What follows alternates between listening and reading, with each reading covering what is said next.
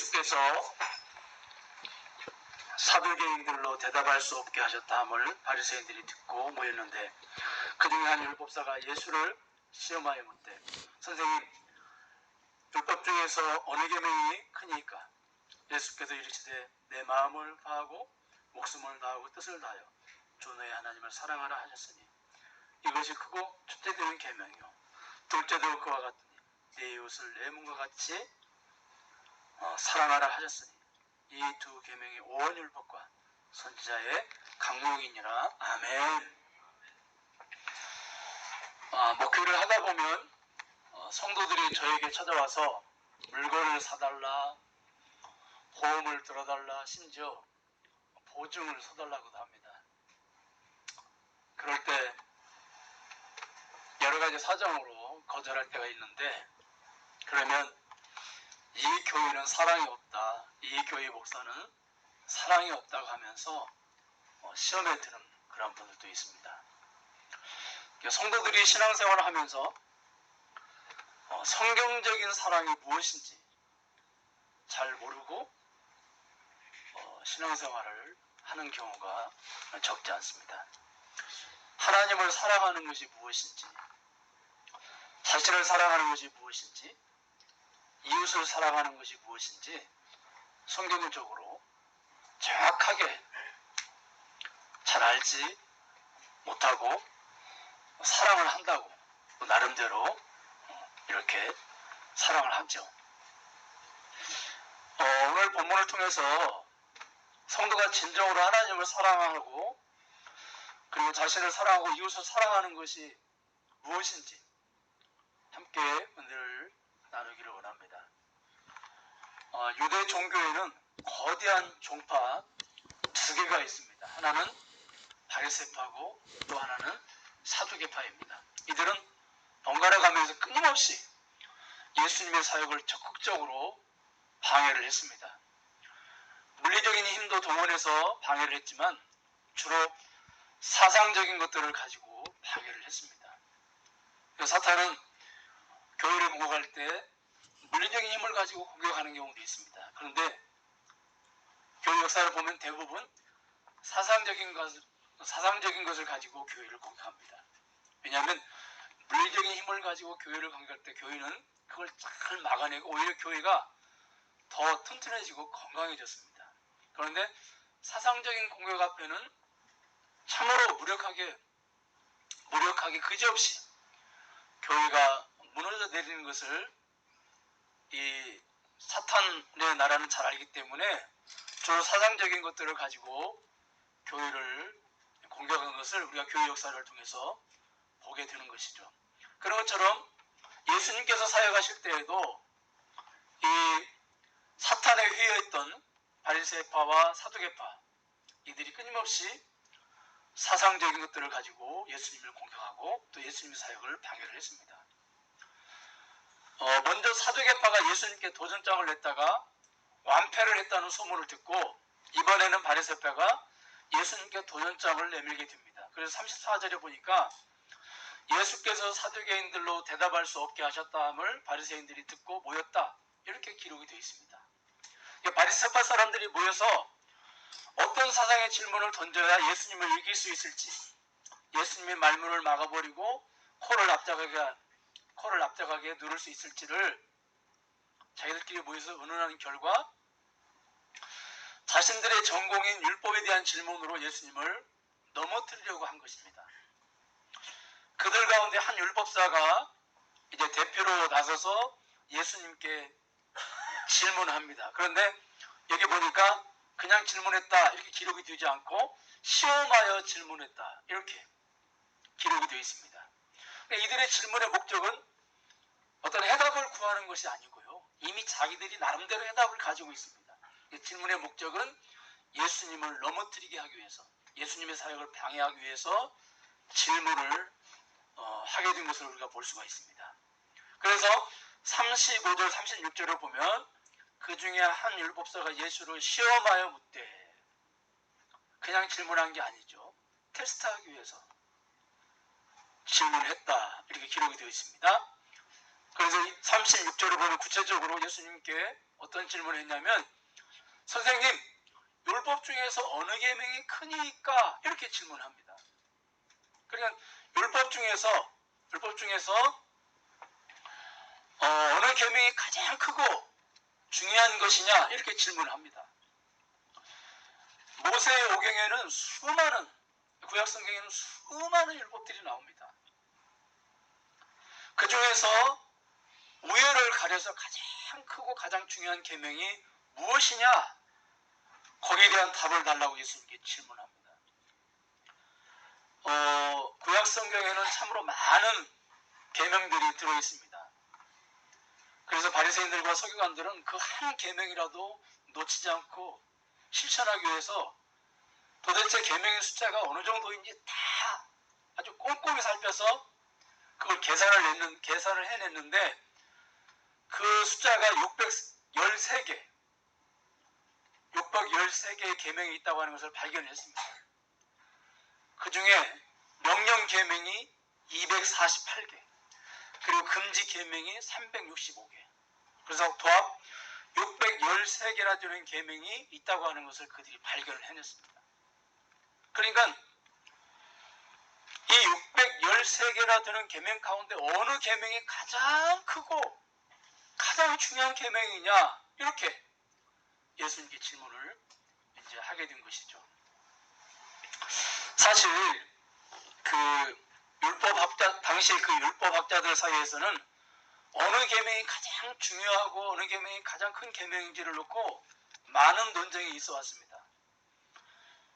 당시 그 율법학자들 중에 대표적인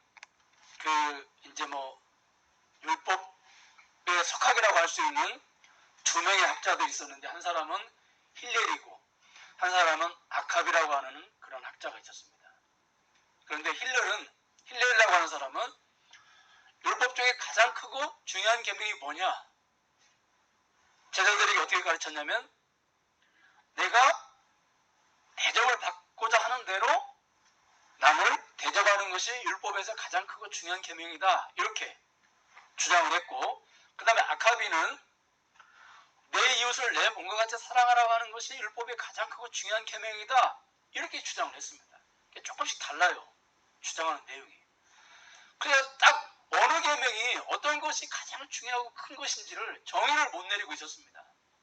왜냐하면 다 중요하기 때문에 주장하는 두 가지 그 내용이 다 중요해요. 어떤 것을 버리고 어떤 걸 취할 수가 없는 거예요.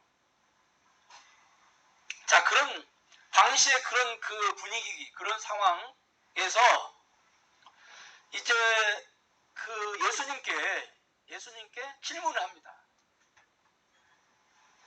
그 당시 율법 석학들이 정의를 내리지 못한 이 가장 귀한 계명, 그리고 가장 큰 계명이 무엇인지에 대한 것에 대해서 당시의 율법의 석학들도 자기의 스승들도 정의를 내리지 못하는 걸 가지고 예수님께 질문을 함으로써 예수님을 시험에 빠뜨리게 이제 하려고 하는 목적이 있었던 것이죠.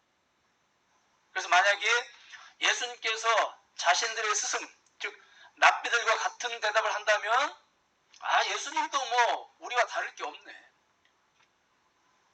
예수님께서 뭐 하나님의 아들이고 또 신이라고 하시면서 말씀을 전하셨는데 우리와 차이가 없네 이렇게 할 것이고, 또 예수님께서 그 힐렐이라든지 아캅이라고 하는 사람이 주장한 것 외에 다른 주장을 또 하면 당신은 왜 위대한 랍비들이 가르친 것과 다른 대답을 하는 거냐고 또 시비를 걸 것이고, 또 예수님께서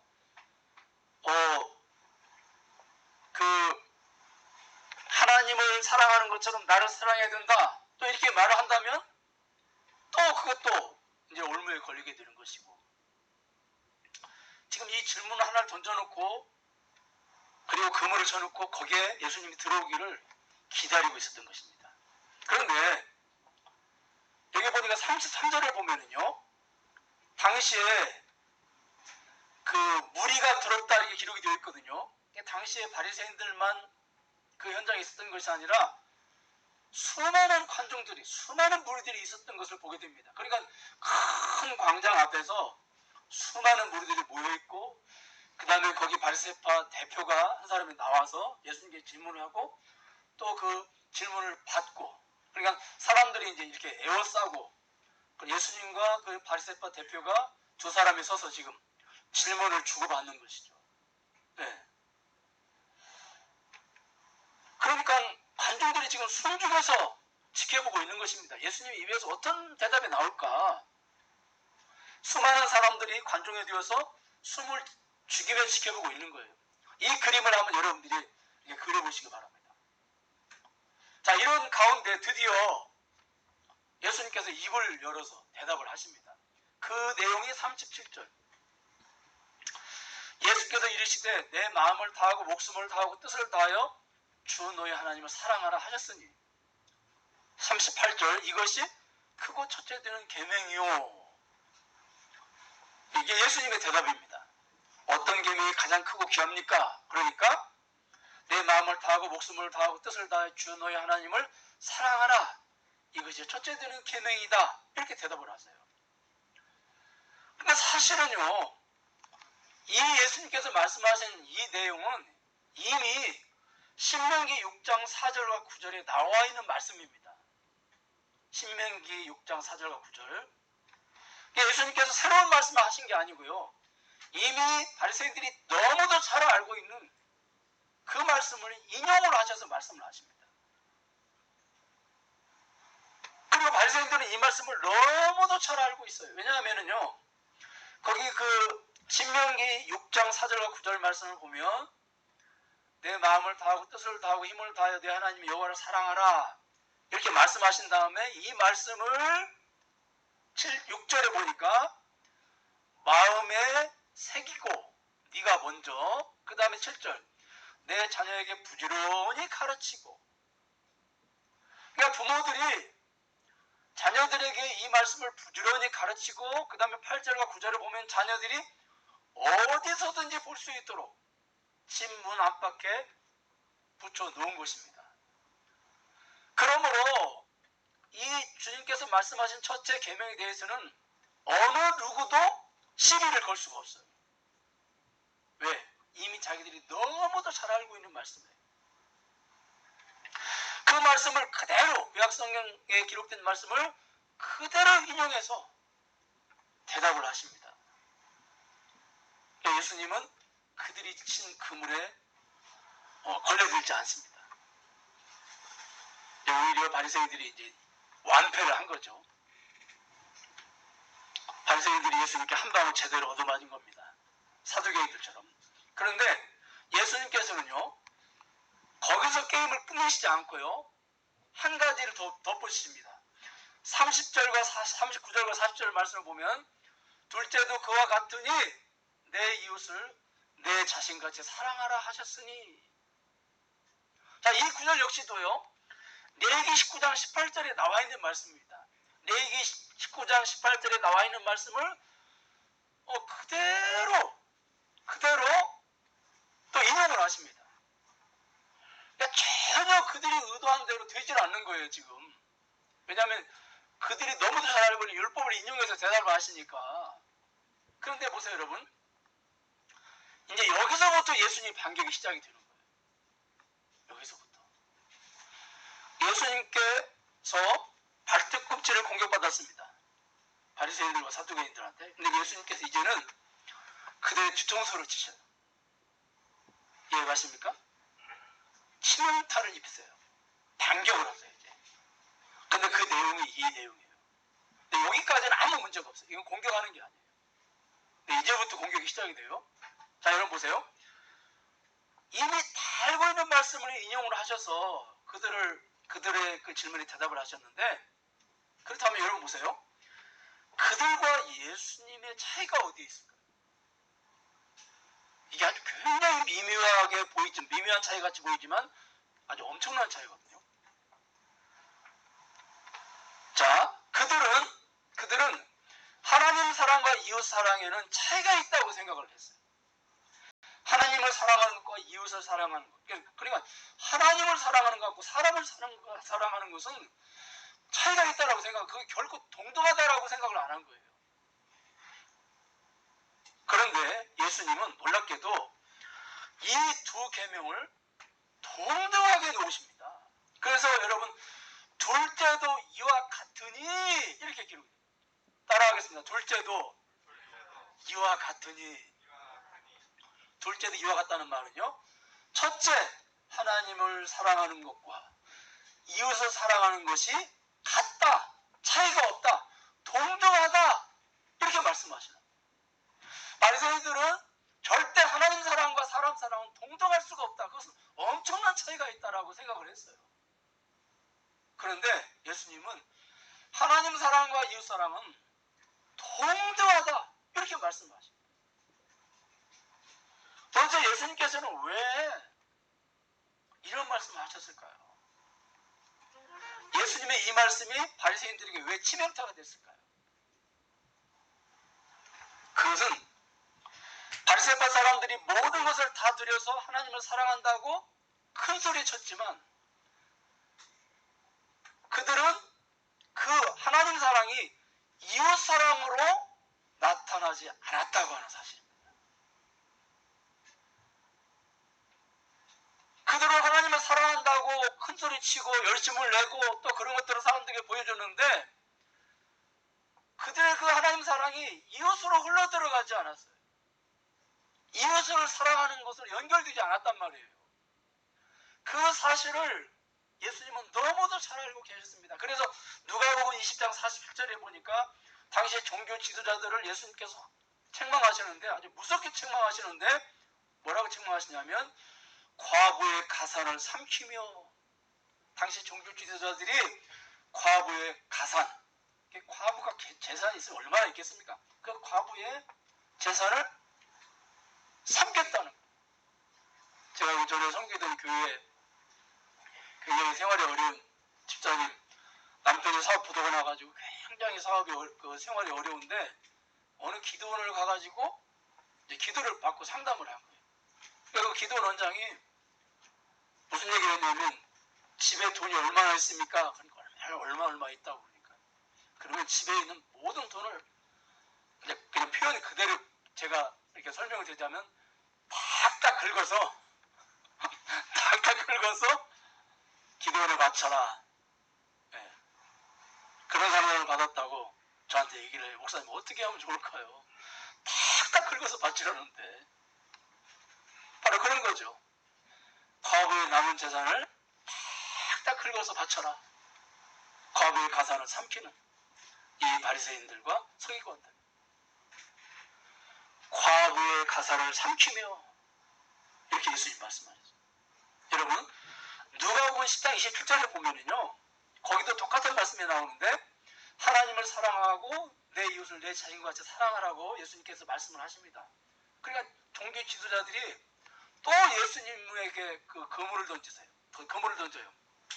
그러면 종교 지도자들이 그럼 내 이웃이 누굽니까? 하고 이렇게 질문을 해요. 네.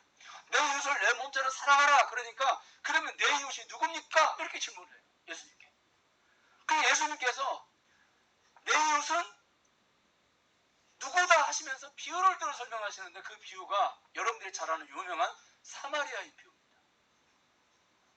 강도를 만나가지고요, 있는 돈 다 뺏기고 심지어 옷까지도 다 뺏깁니다. 그리고 강도에게 심하게 맞아가지고 지금 중환자실에 입원을 하고 있는 상태예요. 내 이웃이 누구냐? 절대적으로 도움이 필요한 사마리아 같은 사람, 그런 사람이 내 이웃이다. 예수님께서 그렇게 딱 정의를 내리세요. 그냥 막연하게 내 이웃이 누구냐? 내 옆집, 뒷집, 앞집, 그 사람이 내 이웃이 아니라 상관없이, 그것과 상관없이 나의 도움을 절대적으로 그리고 절실하게 필요로 하는 사람이 내 이웃이다. 이렇게 말씀하세요. 그럼 여러분, 사회 구성원들 중에 정말로 절실하게 내 도움을 필요로 하는 대상이 누굴까요? 성경에서는 과와 과부, 이 두 부류를 꼽고 있거든요. 네. 그러니까 과와 과부는 누구냐면 절대적으로 도와줘야 될 이웃이에요. 예수님께서 정의를 내리신 이웃이라고요. 그러니까 바리새인들은 고아와 과부를 돕기는커녕 어떻게 해요? 나머지 있는 재산을 탁탁 긁어서 바쳐라, 이런 거죠. 그러니까 여러분 보세요. 바리새인들은 그 이웃인 과부를 자기 자신을 사랑하듯이 사랑하기는커녕 과부의 남겨진 재산, 과부의 생명과도 같은 재산을 꼴깍하고 삼켜버렸어요. 바리새인들의 이러한 모습이야말로 이웃사랑의 모습과는 너무도 거리가 먼 모습이죠. 그렇죠? 그러니까 주님은 하나님을 사랑한다고 하면서 이웃을 사랑하지 않는 그들에게 하나님을 사랑하는 것이나 이웃을 사랑하는 것이 같은 것이다. 그러므로 이웃을 사랑하지 않는 것은 하나님을 사랑하지 않는 것이다라고 그렇게 말씀을 하십니다. 그러니까 하나님 사랑 하나만큼은 2등가라면 서러울 정도로 자신 있었고 열심히 있었던 유대인들에게 예수님의 이 말씀은 너무도 충격적인 말씀이 아닐 수가 없어요. 자신들의 그 실체를 예수님이 다 드러내버렸어요. 하나님 사랑은 눈에 보이지 않는데 그 보이지 않는 하나님 사랑이 무엇으로 증명되어야 되느냐? 보이는 이웃을 통해서 이웃을 사랑하는 것으로 증명이 되어야 되는데 도대체 너희들이 그렇게 하나님을 사랑한다고 말로는 그러는데 뭐가 있느냐는 거죠. 증거를 내놔봐라. 예수님께서. 그러니까 바리새인들이야말로 혹을 때려갔다가 혹 하나 붙이는 꼴이 됐습니다. 근데 예수님 여기서 경기를 끝내시지 않아요. 더 나아가서 더 충격적인 이제 반격은 뭐냐면요. 유대 종교 지도자들은 자신들은 하나님을 너무도 열심히 사랑하기 때문에 자신들은 하나님의 선택된 민족이고 그러므로 자신들은 누구보다도 구원받은 민족이라고 생각합니다. 그러니까 구원 문제만큼은 너무도 확실하고 분명하게 그들이 자신감이 있었던 거죠.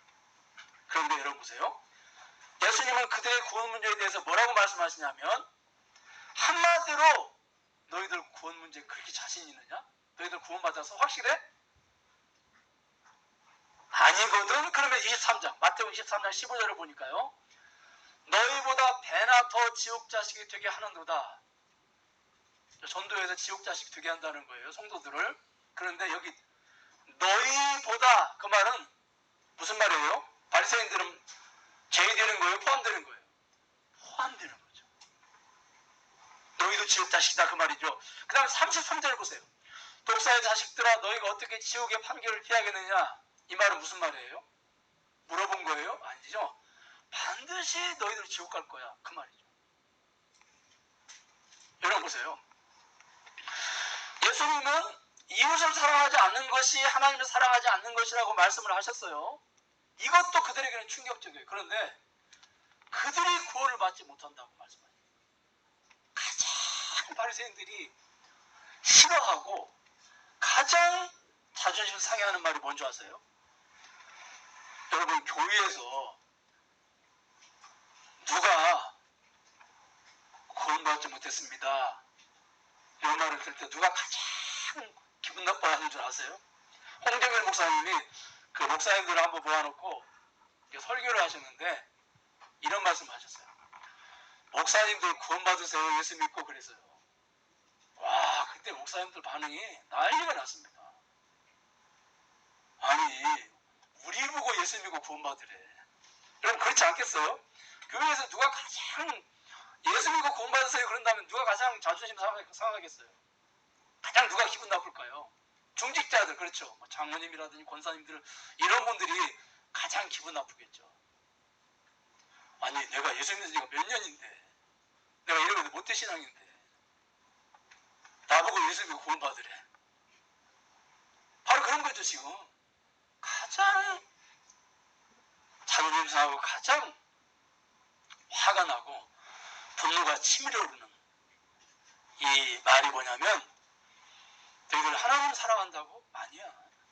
하나님 사랑하지 않아. 근데 그것으로 끝나는 게 아니라 뭐라고요? 너희들 그렇게 자신 있는 거. 그래서 여러분 우리가 사두개인들이 이렇게 그 예수님과 또 이렇게 논쟁을 할 때 부활 문제를 가지고 논쟁하거든요. 부활 문제를 가지고 가지고 논쟁한다는 말은 무슨 말이냐면 마치 이런 거예요. 대학을 합격을 했어요. 이제 그 다음에 대학 생활을 어떻게 할 것인가에 대해서 의견을 나누는데 좀 그 의견이 틀린 거예요. 이해가세요? 구원은 너무도 확실하게 받았다. 근데 과연 구원받은 다음에 부활이 뭐 있느냐 없느냐 이걸 가지고 이제 이야기를 하는 거예요. 천국은 갔는데 그 얘기예요. 자, 너무도 구원에 관한 자신감이 넘쳐있던 이들에게 예수님은 너희들 하나님 사랑하는 것도 가짜고 그 다음에 너희들은 미안하지만 구원조차도 받지 못해서 이렇게 말씀하시는 거예요. 너무너무 충격적이죠. 혹대를 갖다가 혹 하나만 붙이는 게 아니고 혹을 그냥 완전히 한 점 붙여가지고 지금 나와야 될 상황이에요. 그러면 여러분 보세요. 이웃을 사랑하지 않는 것이 왜 구원을 받지 못하는 것이냐. 주님께서는 요한을 통해서 주셨는데 우리가 요한일서 3장 14절을 보면 우리는 형제를 사랑함으로 사망해서 옮겨 생명으로 들어간 줄을 알거니와 사랑하지 아니하는 자는 사망에 머물러 있느니라. 그러니까 14절 보면 우리가 구원받은 것을 어떻게 알 수 있느냐? 우리가 구원받은 것은 보이지 않는 것인데 그 보이지 않는 구원을 눈에 보이게 어떻게 확인할 수 있느냐? 눈에 보이는 형제를 사랑하는 것을 통해서 알 수 있다. 그런데 15절을 보면 형제를 사랑하지 않고 미워하는 것은 역시 구원받지 못한 증거다. 이렇게 말씀하시죠. 그렇죠? 여러분, 그러면 형제만 사랑하면 다 구원을 받습니까? 여러분, 기독교에만 형제 사랑이 있는 것이 아니죠. 기독교 밖에도 형제 사랑이 얼마나 많습니까? 그렇다면 그곳에 구원의 역사가 일어납니까? 아닙니다. 그냥 겉으로 보면 사랑인데 구원받은 자의 사랑과 구원받지 못한 자의 사랑의 그 뿌리, 이건 완전히 다릅니다. 그 뿌리가 어디에 있어요?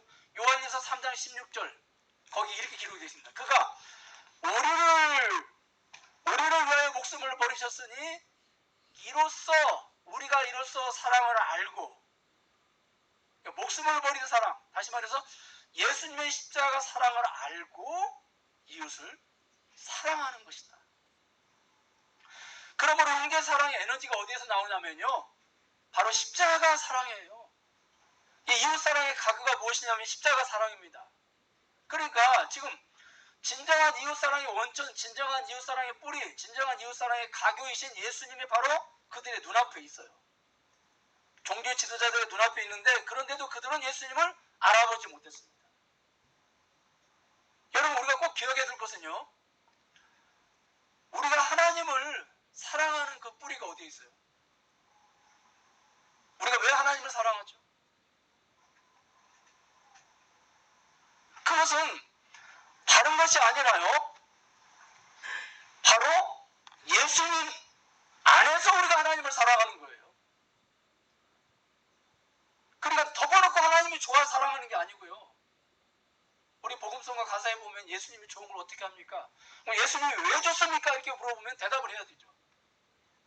그러니까 우리가 그냥 하나님을 무조건 사랑하는 거 아니에요. 내용이 있어야 되잖아요. 하나님을 사랑하려면 내용이. 그 내용이 뭐냐고요. 여러분, 이거 잘 들으세요. 너무너무 중요해요. 하나님을 사랑할 만한 내용이 뭐예요? 하나님이 나에게 뭐 건강 주시고, 그 다음에 물질 주시고, 그 다음에 내가 원하는 대로 기도도 응답해 주시고, 그렇기 때문에 우리가 하나님을 사랑하는 거예요? 아니에요. 우리가 하나님을 목숨을 드리고 시간을 드리고 물질을 들여서 사랑하는 이유는 다른 것이 아니고요. 요한일서 4장 9절을 한번 보겠습니다. 요한일서 4장 9절 자막에는 안 나오나요? 예, 거기 나오죠. 우리 한번 같이 읽겠습니다. 시작. 하나님의 사랑이 우리에게 이렇게 나타난 바 되었으니 하나님이 자기의 독생자를 세상에 보내심은 그로 말미암아 살리려 하십니다. 10절 이어서 사랑은 여기 있으니 우리가 하나님을 사랑한 것이 아니요 하나님이 우리를 사랑하사 우리의 죄를 속하기 위하여 화목제물로 그의 아들을 보내셨습니다. 그러니까 여러분, 결국 하나님의 사랑도 그냥 사랑이 아니라 십자가 사랑이에요. 우리를 구원해 주신 그 사랑. 그러니까 여러분 보세요. 하나님께서 우리를 그냥 덮어놓고 하나님을 사랑하는 것이 아니라 사랑할 만한 내용을 우리에게 주셨어요. 그것이 물질일 수도 있고 그것이 건강일 수도 있고 그것이 뭐 좋은 대학에 합격이 되는 것일 수도 있어요. 그것도 내용이라고 할 수 있어요. 그런데 우리는 그것 때문에 하나님을 사랑하는 게 아니고요. 예수 그리스도로 화목제물로 우리에게 주셨기 때문에 우리가 하나님을 사랑하는 거예요. 십자가가 사랑이에요. 십자가 사랑. 하나님을 사랑하되 십자가 때문에 사랑하는 거예요. 이걸 여러분 명심하셔야 돼요. 잘 들으세요. 유대인들은 하나님을 사랑했어요. 사랑하지 않은 거 아니에요. 그런데 그들은 하나님을 사랑하되 예수 그리스도를 통해서 사랑하는 게 아니에요. 하나님이 그들에게 주신 것들, 물질이라든지 뭐 여러 가지 그런 것들 때문에 하나님을 사랑한 거예요. 그런데 그 사람은 절대 구원의 결과를 낼 수가 없어요. 그건 하나님과 아무 상관없어요. 그들은 그렇기 때문에 구원받은 그리스도인들이 아니고요. 그들은 그냥 종교인이에요. 종교인. 잘 들으세요. 하나님을 섬기든 마음에서 섬기든 부처를 섬기든 십자가를 통하지 않고 섬긴다면 그건 똑같아요. 그냥 종교예요. 이름만 다를 뿐이지 이걸 우리가 정말로 명심해야 돼요. 왜냐하면 거기에는 구원의 결과가 일어나지 않기 때문에 그래요. 그래서 바울이 이걸 깨달았어요. 여러분 바울이 고린도전서에서 뭐라고 그랬어요? 나는 이제는 바울처럼 바울이 그 힐렐이라고 하는 사람한테 배웠다는 말도 있고 그래요. 그러니까 힐렐을 능가할 만큼 율법에 정통한 사람이 바울 아니겠어요, 여러분? 그런데 이 바울이 고린도전서에서 무슨 고백을 하냐면 나는 십자가만을 알기로 했다고 그러고요. 나는 십자가만을 전하기로 했다고 그런단 말이에요. 왜 그럴까요? 바울이 모든 율법의 핵심 정신이 바로 십자가 사랑이라고 하는 걸 깨닫게 준 거예요. 그래서 나는 이제 십자가만을 알기로 하고 십자가만을 전하기로 했다고 고백을 해요. 여러분 왜 하나님 사랑하세요? 누가 그렇게 물어본다면 여러분 대답을 어떻게 하셔야 돼요? 아, 나 교회 다니고 나서 모두가 잘 풀렸다고 마음도 편안해지고 우리 집안에 막 그렇게 그냥 뭐 자다가 막 이상한 것도 보였는데 그런 것도 없어지고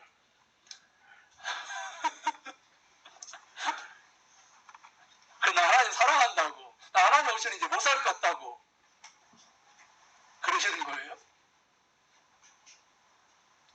아니에요. 하나님이 나에게 주신 그 선물 그것이 뭐냐면 하나님의 전부 하나님의 전부인 아들을 나에게 선물로 주셨기 때문에 그 선물이 어떤 것인지 알기 때문에 그래서 여러분 보세요. 우리가 하나님을 사랑하는 것은요 그냥 이렇게 무슨 뭐 설교 한번 듣는다고 하나님 사랑이 막 갑자기 막 불같이 일어나는 거 아니라고요. 그 하나님이 우리에게 주신 예수 그리스도를 그래서 에베소서에 바울이 뭐라고 그랬어요? 그 사랑의 넓이와 깊이와 크기가 어떠한지 너희들이 알아가라 그랬잖아요. 알아가라 가는 거죠. 기도를 한번 갔다가 내려왔더니 막 하나님 사랑이 불같이 일어났다. 그거 얼마나 가겠어요 그게 그 유효기간이. 이게 보이지 않지만 조금씩 하나님을 사랑하게 되는 거예요. 여러분 목사가 여러분들을 사랑하는 게 뭘까요? 다른 게 아니죠. 여러분들이 하나님을 사랑할 수 있도록 해주는 게 목사가 여러분들을 사랑하는 거예요. 다른 거 아니에요. 보증서 주고 제가 여기 와서 목회하는데 제일 좋은 건 보증서 달라고 하는 분들이 없다는 거예요. 그거 너무 감사해요. 돈 빌려줘라, 보증서 줘라, 돈 들어줘라 이런 분들이 없다고 하는 게 참 감사해요. 근데 그게 여러분들 제가 여러분들 사랑하는 거예요. 그거 아니에요.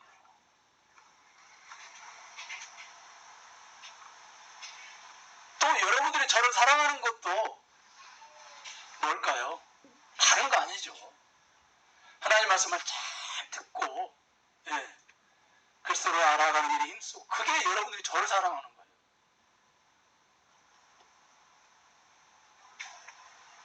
그러므로 십자가 사랑과 상관없이 하나님 사랑하고, 십자가 사랑과 상관없이 하나님 아무리 잘생겨도 거기에는 그냥 하나의 종교인 것이지, 그게 구원받은 하나님의 자녀로 살아가는 거 아니에요. 그게 기독교가 아니라니까요. 우리가 마태복음 22장 39절을 보니까 예수님께서 이웃을 사랑하라고 하시면서 그 기준을 어디다 두시냐면요, 네 자신과 같이 사랑하라, 그렇게 말씀하세요. 네 이웃을 네 자신을 사랑하듯이 사랑하라는 거예요. 그럼 여러분, 여기서 역으로 말하면 자신을 사랑하지 않으면 다른 사람도 사랑할 수 없죠. 그렇잖아요. 내가 행복하지 않아도 어떻게 다른 사람 행복하게 할 수 있겠어요. 내가 지금 화가 나 있는데 다른 사람을 어떻게 웃게 할 수 있겠냐고요. 내가 내 자신을 사랑해야 이웃도 사랑할 거 아니에요. 그럼 여러분들 자신의 뭘 사랑하세요? 여러분들 자신 안에 있는 뭘 사랑하세요? 뭐 외모? 남자들이 그 80%가 거울 보고 참 잘생겼다 이런다는데, 저도 그 중에 하나입니다만 여러분들 뭘 사랑하세요? 여러분들이 어떤 그 부지런함, 생활력 강한 거, 그 다음에 머리가 좋은 거, 뭐 이런 걸 사랑하세요? 여러분 보세요. 교회 안에서 기독교처럼 사랑을 많이 말하는 종교도 없잖아요. 하나님 사랑하고 이웃 사랑하고 또 자기 자신 사랑하고, 자기 자신이 얼마나 존귀한 존재인지, 하나님의 형상으로 지음받은 존재니까 너무너무 소중하다, 그리고 사랑해야 된다 그랬잖아요.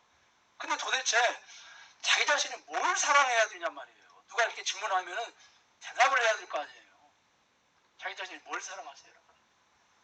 바울은 놀랍게도 디모데후서 3장 1절과 2절을 보니까 말세에 있는 사람들이 자기를 사랑한다는 거예요.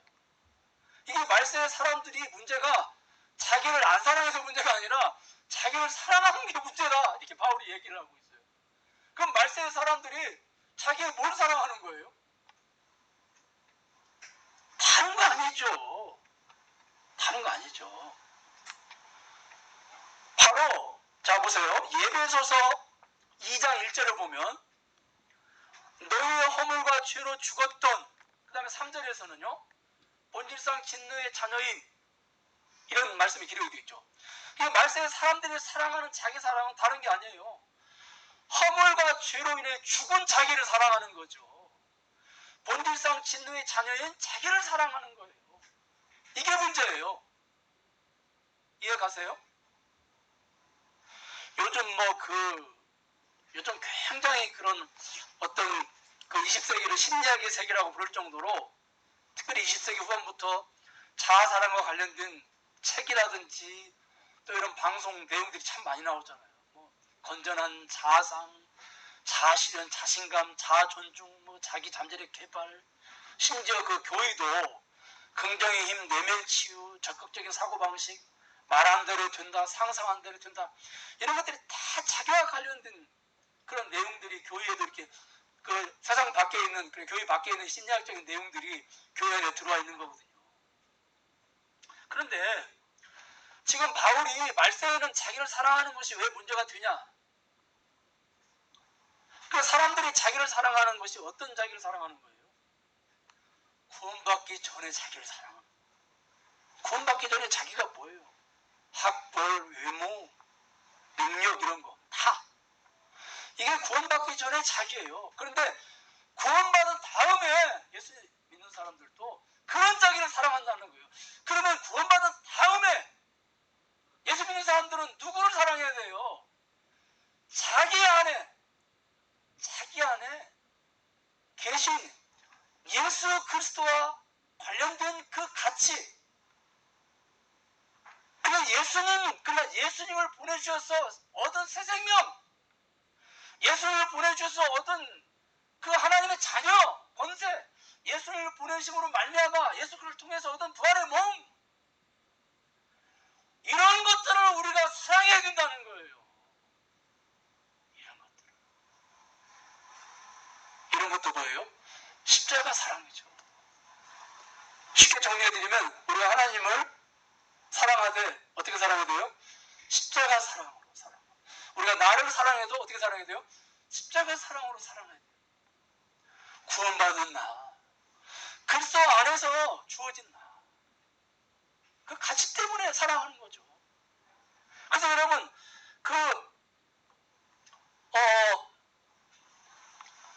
우리가 요한일서 5장 18절을 보면은요, 주의 자녀를 악한 자가 만지지도 못하게 하신다 그렇게 말씀하셨거든요. 왜 그럴까요? 그렇게 내가 이제는 가치 있는 존재이기 때문에, 이제는 사랑을 받을 만한 존재이기 때문에 그래요. 저도 아이들을 좋아하지만 저희 어머니도 아이들을 참 예뻐하셔서 엘리베이터 같은 데서 아이들 만나면 막 자꾸 만지시려고 그래요. 제가 만지지 마세요. 그냥 눈으로만 예뻐하세요. 아이 만지면 물병으로 얻어맞을 수가 있어요. 네. 엄마가 지키는 거죠, 아이들. 심지어 그 바울이 너희가 얼마나 소중한지, 너희 안에 예수 그리스도가 계시기 때문에 너희가 성전이다. 유대인들은 이게 무슨 말인지 금방 알아들어요. 왜냐하면 성전 하나 짓는데 한 40조, 30조에서 40조가 든다고 그래요. 너희가 성전이야. 너희 몸이 그냥 몸이 아니야. 성전이야. 이런 표현을 써요. 여러분, 교회 안에서요, 진짜 어떤 자기를 사랑해야 되는지를 모르기 때문에, 그러니까 세상적인 가치관을 가지고 자기를 바라보기 때문에 교회 안에서 자살하고 하는 분들 의외로 많아요. 세상 사람들과 자기를 비유할 때 얼마나 많은 그 열등감. 네. 그래서 자기 생명까지도 포기하는 사람들이 얼마나 많냐고요. 나를 왜 사랑해야 돼요, 여러분?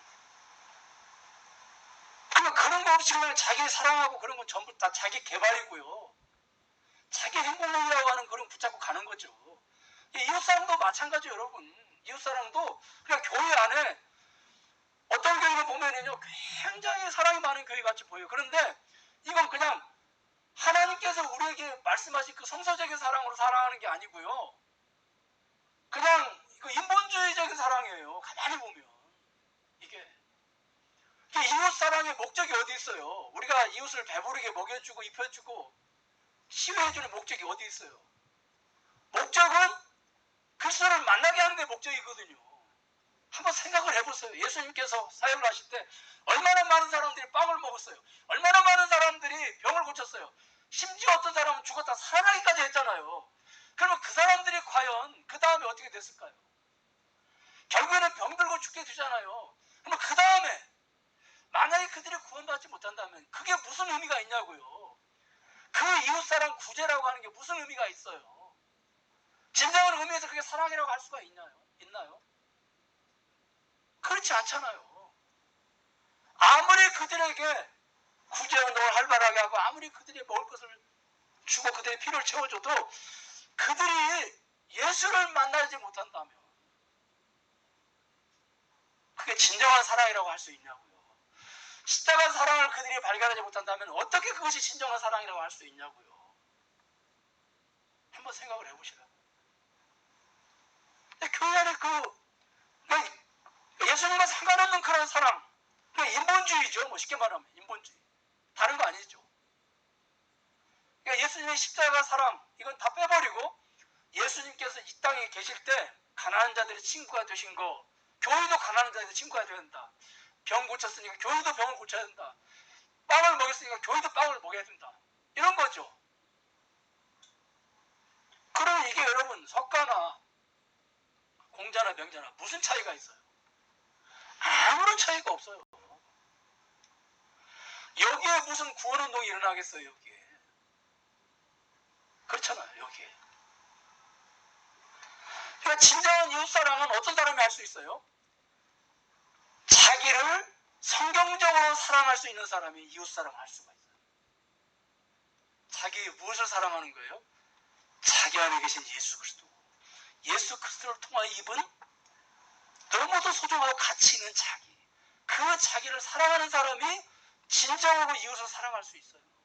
이웃을 사랑하는데 그 사람의 가난한 모습만 보는 게 아니라 그 사람의 그 어떤 겉모습만 보는 게 아니라 그 사람이 지금 죽어가고 있는 그 모습, 영적으로 헐벗고 굶주리고 있고 영적으로 지금 가난한 그 모습을 보게 되고, 그러면 단순히 빵만 주겠냐고요? 아니잖아요. 그 사람을 위해서 얼마나 눈물을 흘리고 기도하겠어요. 빵 주는 것은 그 다음 문제고요. 하나님, 저 사람이 저렇게 지금 배고픈, 빵 때문에 배고픈 걸 통해서 예수님 만나게 해달라고 얼마나 그 사람을 위해서 눈물로 기도하겠어요. 어떤 의미에서는요, 우리가 지갑에 돈이 있으면 빵 주는 건 그렇게 어렵지 않아요. 근데 그 사람을 위해서 정말로 우리가 기도하고 눈물의 기도로 눈물의 씨앗을 뿌리는 것은, 그것은 어려운 것이죠. 그것은. 근데 진짜 교회가 해야 될 일은 바로 그 일을 해야 되는 거예요. 그 일을. 그게 진정한 이웃사랑이에요. 우리가 정말로 속지 말아야 돼요. 너무 비슷해가지고, 예. 너무너무 비슷해요. 이게 지금 교회 안에, 여러분 정말로 이게 신박해요. 이게 너무너무 비슷해가지고요. 심지어 그 한국 기독교 연합 총무 김동환 목사라는 사람이요, 이런 얘기를 했어요. 부처님이 보여주신 자비는 기독교의 예수 그리스도의 사랑과 맥락을 같이 하고 있다. 이것은 공동의 선을 이루는 초석이 된다. 이게 무슨 차이가 있어요, 여러분? 석가모니나 예수님 무슨 차이가 있어요? 그 다음에 한신대학의 조직신학 교수 김경재 목사는요, 석굴암의 미소는 만물의 인연 생기의 실상을, 저도 잘 모르겠어요, 이게 무슨 말인지. 근데 하여튼 한마디로 말해서 불교와 기독교가 같다. 왜냐하면 석가모니의 그 정신이나 가난하고 헐벗은 사람들이 이웃의 친구가 되고 그들의 아픔을 같이 나누고 하는 거나, 예수님이 그렇게 하신 거나 그걸 같기 때문에 그렇다. 여러분, 이게 기독교입니까? 이건 기독교 아니에요. 이거 기독교 사랑 아니라고요. 저는 말씀을 맺겠습니다. 기억하십시오. 사탄은 늑대의 탈을 쓰고 나타나는 게 아니에요. 양의 탈을 쓰고 나타나요. 근데 그 양의 탈이 엄청나게 사람들을 기분 좋게 하고 행복하게 해줘요. 그게 바로 뭐냐면, 사랑이 아닌 짝퉁 사랑으로 하나님 사랑하라고 하고요, 사랑이 아닌 짝퉁 사랑으로 자기 사랑하라고 하고요, 하나님 사랑이 아닌 짝퉁 사랑으로 이웃 사랑하라고 하는 거예요. 이게 아주 미묘한 차이지만 이건 엄청난 차이예요. 그냥 종교예요, 종교. 그건 그냥 자기 개발이에요. 그냥 이건 인본주의 운동이에요. 여기에는요, 구원의 역사가 절대 일어나지 않아요. 하나님을 사랑하는 걸 통해서도 구원의 역사가 일어나야 돼요. 아멘. 나를 사랑하는 걸 통해서도 어떻게 해요? 구원의 역사가 일어나야 돼요. 이웃을 사랑하는 걸 통해서도 반드시 구원의 역사가 일어나야 돼요. 거기에 핵심은 바로 십자가 사랑이에요. 바울이 이걸 깨달았어요. 그래서 나는 율법에 정통한 바울이, 나는 이제는 십자가만을 알기로 하고 이제는 십자가만을 전한다고 고백을 해요. 이 고백이 우리의 고백이 돼야 돼요. 진정한 교회의 사랑이 무엇인지, 성서적인 사랑이 무엇인지, 하나님을 사랑하는 것이 왜 사랑을 해야 되는지, 그분을, 나를 왜 사랑해야 되는지, 그리고 내 이웃을 왜 사랑해야 되고, 무엇 때문에 사랑해야 되고, 사랑의 목적지는 어디에 있는지를 우리가 분명하고 확실하게 정리를 하고 우리가 사랑을 해둬야 돼요. 그렇지 않으면, 그 교회 사랑 많다, 그 교회 참 목사님 사랑 많아. 아니, 뭐 그 교회가 사랑이 많아요? 무슨 그 목사님 사랑이 많아요? 밥 자주 사주니까? 뭐 옷 같은 거 뭐 어디 가서 사다가 막 선물로 주고? 저도 뭐 전에 있는 교회에서는 막 권사님들 옷 사이즈 다 알아가지고 제가 남대문에 가서 막 사다가 막 드리기도 하고 그랬어요. 그게 필요 없다는 얘기가 아니에요. 그거 필요하죠. 그러나 그게 사랑의 본질이 아니에요. 기독교 사랑. 아멘. 꼭 기억하시기 바랍니다. 십자가 사랑, 그 십자가의 정신 빠진 사랑은 그건 다 짝퉁입니다. 아무리 그것이 화려하고 아무리 그것이 예쁘게 보이고 아무리 그것이 우리를 행복하게 보이게 한다 할지라도 그것은 짝퉁이고 거기에 양의 탈을 쓴 사탄의 사상이 숨겨져 있다고 하는 우리가 늘 명심하고 잊지 말아야 됩니다. 기도하겠습니다.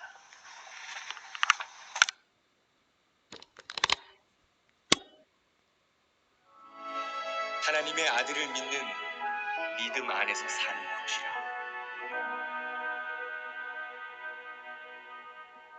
예수 우리 짊어지고 우리 죄 위하여 얼마나 아프셨나 날 위한 그 십자가 예수 우리 죄를 위하여 죄의 짐 지셨네. 예수 우리 짊어지고 우리 죄 위하여 얼마나 아프셨나 날 위한 그 십자가 예수 우리 죄를 위하여 죄의 짐